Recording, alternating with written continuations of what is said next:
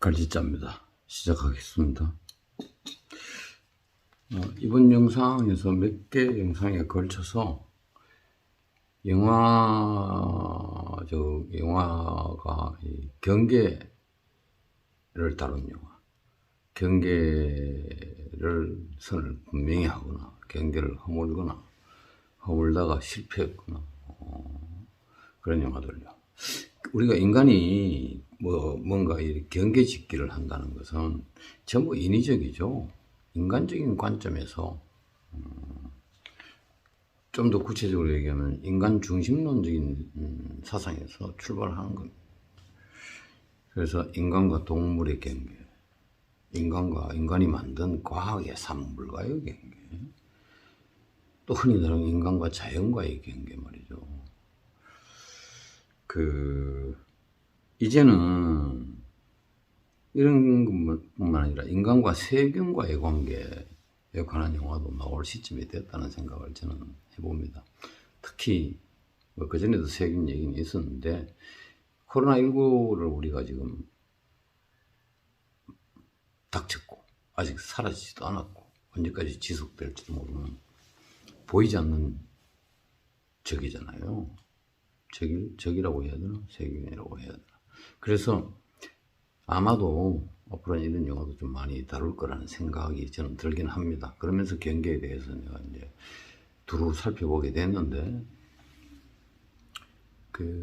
누군가 이런 말을 했습니다. 인간이 세균보다 우월하다는 생각에 나는 전혀 동의할 수 없다. 저도 동의할 수 없습니다. 우리가 코로나19 과연 어떻습니까? 세균 아니에요? 뭔지 모르지만 안 보이니까. 근데 전 세계에서 인간의 삶을 그냥 완전히 찌그러뜨려 놨잖아요. 물론 이것도 이제 온난화 현상하고 관계가 없는 건 아닌데, 온난화로 가면 결국 자연이죠. 그래서, 사실 이전부터 그랬지만 이 경계라는 것은 영화의 소재도 되고 주제도 되고 그래왔던 게 사실입니다. 오늘은 램이라는 영화하고 경계선이라는 영화하고 두 개를 보려고 그래요. 램은 좀 우리는 실패를 통해서도 배우니까 그렇고, 경계선은 굉장히 재밌었어요. 모호한데다가 영화나 이 예술이 주는 힘 중에 하나가 모호함이거든요. 모호함이 늘 토론을 유발하기 마련입니다. 선명하면 되게 교훈극이 되기 마련이에요. 램은 그런 의미에서 약간 교훈적인 냄새를 풍겨서 좀 그랬다. 어디 볼까요? 램은 2021년 아이슬란드산 영화입니다. 잔혹동화라는 타이틀이 붙어 있는데, 이 영화는 핵심부터 얘기하면은 양을 의인화시키는 겁니다. 어느 산중턱이에요. 그래서 양을 키우는 사람들 부부의 얘기인데, 영화 자체에서 정확하게 이렇게 그런가 소소하게 설명 안 해요. 영화의 좋은 점 중에 하나가 설명 없이 거의 말도 없이 툭툭툭 끊어가는 그 점이 긴장도 유발시키고, 거기에 삽입되는 음악이라든가 이런 것들하고 잘 조화롭게 해서 보긴 잘 봤는데, 보고 난 뒤가 이제 좀 그렇더라 이 말이지. 양이 새끼를 낳아요. 근데 그 새끼를 가지고 와서 인간의 옷을 입히고 요람에 눕히고 키웁니다. 엄마가 되는 거죠. 아마도 이 영화가 그런 전제가 그런 것 같아요. 외롭게 여기 산중턱에서 양 키우면서 사는데 어렵게 가진 자기 아이가 어떻게 죽었는지 어떻게 됐나 봐요. 상실이죠. 결핍이고. 그것은 메꾸기 위한 하나의 시도죠. 이 영화는 그걸 다룹니다. 그래서 양이 놓은 양 새끼를 가지고 와서 인간이 옷을 입힌다는 것은 양을 의인화시키는 거죠. 그럴 수밖에 없습니다. 우리가 뭐 동물이든 뭐든 과학이든 뭐든 보면 다 인간적인 관점에서 보는 거지, 그쪽 반대편 관점에서 바라볼 수가 없죠. 그거야 당연한 얘기인데, 문제는 바라보는 방식을 어떻게 했냐에 대해서, 코로나19 이후로 특별히 이 경계, 이러한 경계, 인간 우위론의 경계에 다소 좀 물러나야 되지 않느냐. 제 개인적인 생각입니다. 아무튼 이 양을 의인화시킨 결과가 이제 뭐 선과 악의 경계까지 이제 이야기를 하는데, 그 자체는 별로 무의미하다고 얘기하는 것 같아요. 꼭 그럴까요? 문제를 일으키는 건 늘 인간입니다. 실은 동물이 아니죠. 그러니까 인간의 관점과 양의 관점을 여기서는 대비를 시켜놓고 가는데, 충돌을 시키는데, 그렇게 많이 나오는 것도 아닌데 한 장면이 나오는데 그건 섬찟했어요. 양 애미가 그 집 바깥에서 얼쩡얼쩡 거리는 게 한 카트로 딱 물리는 거예요.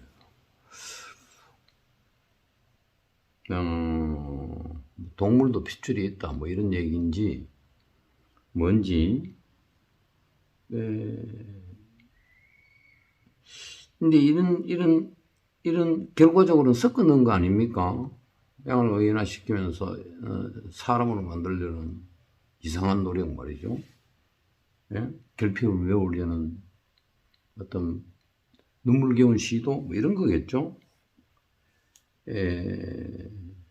그러나 경계를 지우려는 시도는 감독은 염두에 두지 않았던 것 같아.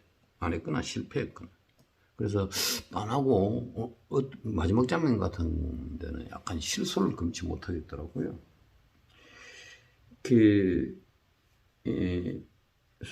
이게 어떻게 되냐면요, 인간의 관점에서 보면은 안타깝고 애절하고 그래요. 근데 여기에 이제 철퇴를 가하는 게 양의 아버지인지 뭔지, 양의 신인지, 양두구요? 양의 탈을 쓴 인간 같기도 하고요. 그 부분이 좀, 그래서 어린 양을 새끼로 삼았던 애미를요, 죽여버리거든요. 뭐야 이게? 경계를 허물려고 했나? 허물어지지 않았고요. 인간 우위로는 여전히 지속되고 있고요. 그 안에서 벗어나지 못한 구도였다. 그러나 잔혹하긴 했다는 점에서 잔혹 동화라고 이렇게 이름을 지었던가? 그런 생각이 들어요. 여전히 도덕극의 울타리를, 우리 인간의 관점에서 도덕극의 울타리를 헤매고 있어요. 뭐 그런 점에서는 여러 가지 질문을 양산하긴 했죠. 양을 도구로 쓰지 마라. 결핍을 메우려는 어떤 그런 걸로 경계 넘지 마라. 이런 것 같아요. 그럼 경계는 점점 더 분명해지고, 인간성이란 것에 대해서는 좀 생각을 해보게 되지만 여전히 인간 우위론에서 바라보는 관점이다. 그런 점이 대단히 아쉬웠습니다. 근데 이건 뭐 언어에 별로 의존하지 않았어요. 그게 볼만했죠. 그래서 설명 같은 것들이 모조리 다 배제되고 빠지고 툭툭툭 던져주는 장면들, 알 수 없는 장면들을 이렇게 약간은 꼴라주 형식으로 묶어가면서 긴장을 시켜가고 했고, 일종의 도덕구의 울타리에서 질문을 던진다는 측면에서는 볼만한 영화였으나, 내가 지금 주제로 삼고 싶은 경계 허물기는 별로 관계없었다. 근데 거기에 좀 접근한 게 경계선이라는 영화인데요, 2019년에 만들어진 스웨덴 영화입니다. 스웨덴이 영화 잘 만드는 것 같아. 판타지 로맨스라고 그 부제가 붙은, 어째서 판타지 로맨스인지 좀 보겠습니다. 제가 보기에 이 경계, 그러니까요, 이건 인간과 동물 간의 경계를 완전히 지워버리거나 또는 인간 우위론에서 보거나 그것도 아니에요. 다만 제목 자체가 얘기하듯이요, 경계선에 선 인간인 듯 아닌 동물인 듯 한 존재, 발바닥으로 계속 경계를 지우려고 노력이 돋보이는 그런 영화였다고 봅니다. 이 주인공 여자는 말하자면 탈인간화, 즉 말해서 인간인데 탈됐다, 되려고 한다면 후각이 엄청나게 발달했어요. 인간으로서는 가질 수 없는 동물적인 어떤 후각이 있어요. 그래서 세관에서 쓰여지는데요. 세관에서 뭐 나쁜 거, 마약 뭐 이런 거 들고 있는 거 있잖아요. 그거를 뚜껑을 열어보지 않고 냄새로 직감하는 겁니다. 그리고 이 사람은 여러분 당연히 그래. 그래서 이건 사실은 동물 되기도 아니고 인간 되기도 아닌 묘하게 뒤섞여 있는 한 인물을 통해서 이 인물이 결국은 어떻게 되느냐 궁금하게 만드는. 근데 방식이 이렇습니다. 인간이에요. 인간이면서도 워낙에 동물성이 강하고 약간 생긴 것도 좀 거리감을 두게 만드는 그런 한 존재, 특이한 얼굴을 하고 있고 그러면서 기이한 재능을 가지고 있고 인간이 가질 수 없는 재능이고 뭐 실제로 그런 동물한테 그런 재능이 있는지 없는지는 저는 모릅니다. 그런 걸 따지자는 게 아니니까. 이 후각의 초인성이 냄새로 인간의 감정을 읽어내는 것이 인간의 관점에서 봐서도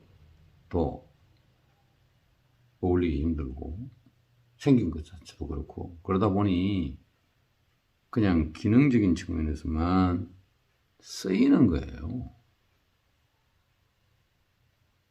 자기 삶을 자기가 선택하지를 못해. 그러고는 소외돼 버리니까.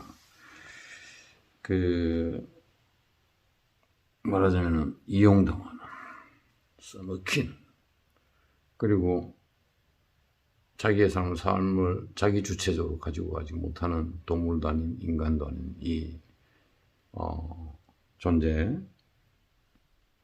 선택당한 삶을 살아야 될 수밖에 없는 기이한 운명, 이런 것들이 진행되는 듯 하다가 어느 순간에 그녀와 비슷한 생김새와 그녀와 비슷한 재능을 가진 한 남자를 만나게 됩니다. 그리고는 이 둘이 그런 어떤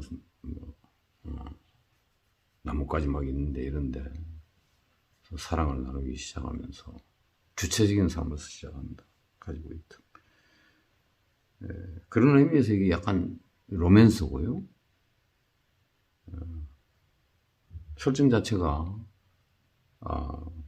판타지에 가깝다. 이런 의미에서 부제를 판타지 로맨스라고 붙인 것 같은데 앞서 말씀드렸듯이 이 영화는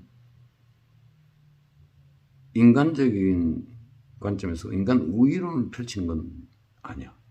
그렇다고 해서 동물 우위론도 아니야. 그러니까 경계죠. 좋았어요. 우리가 앞으로 보다도 인간성을 살려서 인간답게 살기 위해서는 나머지 존재들, 인간이 인위적으로 경계 지어놨던 것들에 대해서 인간 우위론을 좀 버리고 양쪽 다한테 동등한 권리를 줘야 되고 그렇게 바라봐야지 우리가 보다도 인간적인 삶을 영위할 수 있다는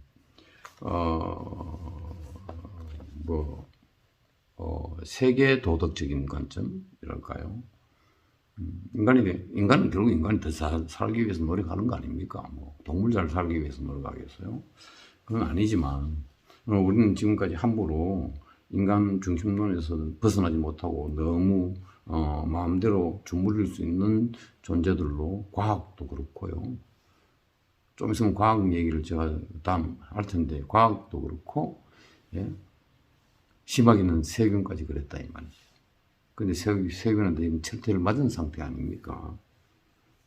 그런 의미에서 좀 관심이 있었어요. 이런 영화하고 비슷한 게 영화 코다인데 코다라는 영화는 정상과 비정상이 한데 그건 인간 자체에 관한 얘기라서 제가 얘기하려는 경계 경계와 좀 거리가 멀긴 합니다만 인간 안에서의 경계죠. 그래서 그렇게 바라보면 안 된다는 흔한 주제의식.